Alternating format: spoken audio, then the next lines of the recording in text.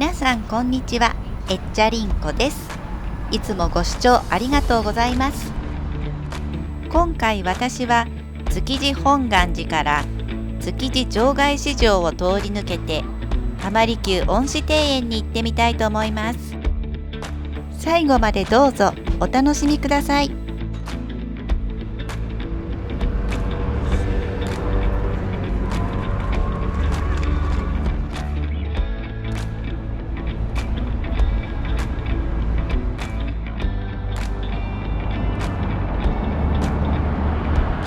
築地本願寺は1617年に創建された浄土真宗のお寺です。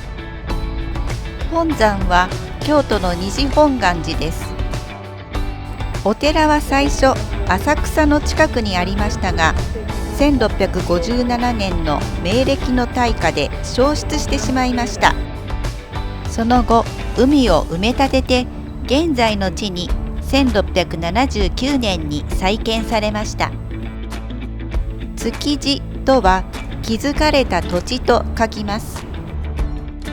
地名としての築地も築地本願寺とともに生まれました。1923年の関東大震災の後、1934年に現在の姿になりました。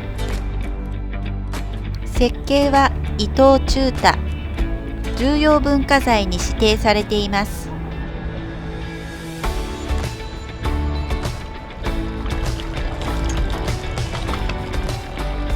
オリエンタルな雰囲気を持つ独特で荘厳なお寺です。中に入ってお参りをします。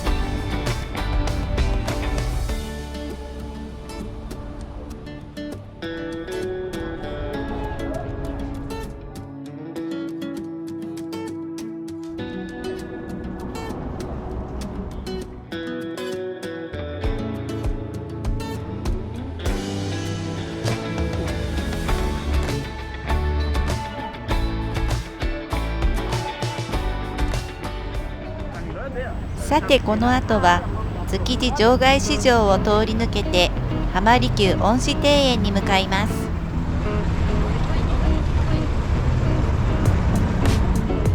土曜日の午前10時半ごろの様子です。競りが行われていた場内市場は2018年に閉場し、豊洲に移転しました。一般向けに開放されている場外市場は今でも変わらぬにぎわいを見せています。休業日もありますので、ホームページでカレンダーをチェックしてくださいね。ここから浜離宮恩賜庭園までは徒歩約10分です。都営大江戸線の駅も近くにあります。こちらが築地市場の跡地です。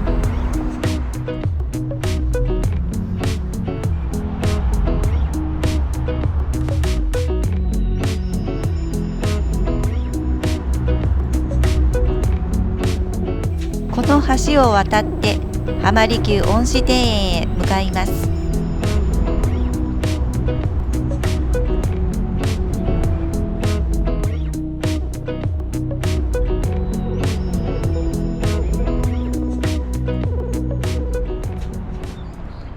こちらには江戸時代徳川将軍家の屋敷や鷹狩り場がありました。明治時代は皇室の離宮として使用されました。そして戦後1946年から東京都によって一般公開されています。入園料は300円です。まず無料のガイドツアーに参加してからカメラを回すことにしました。庭園の見どころの一つ、300年の松です。木が何本か集まっているように見えますが、実は1本の立派な黒松です。奥に1本の太い幹が見えます。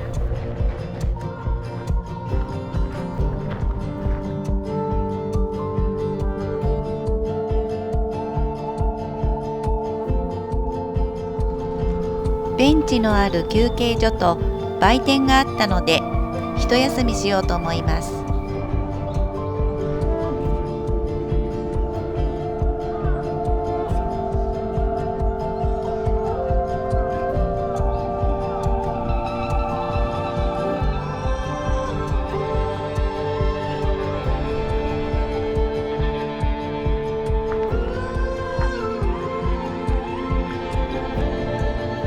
塩入りの池は都内にある江戸の庭園では唯一現存する海水の池です。将軍たちがお客をもてなしたり鷹狩りの際の休憩場所にしていた4つのお茶屋が復元されています。こちらでは有料で抹茶と和菓子がいただけます。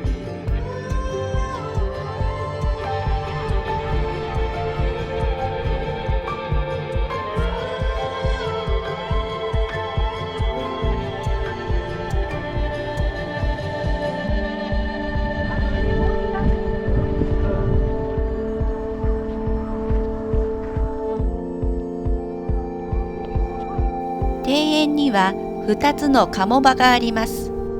鴨場の池から幾筋かの引き堀を設け、こちらのこのぞきから鴨の様子を伺っていました。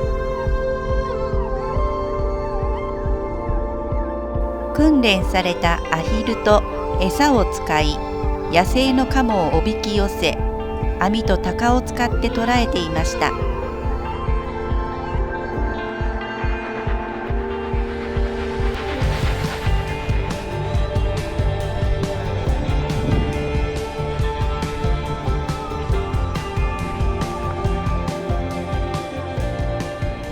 梅の花が終わりに近づいた頃、お花畑では黄色い菜の花が満開でした。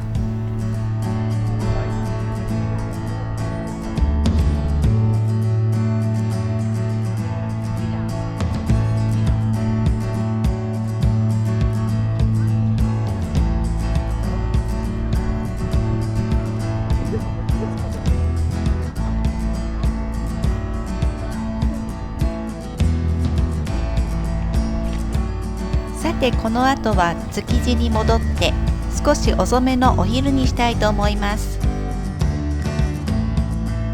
賑やかな場外市場から少し離れた場所にやってきました。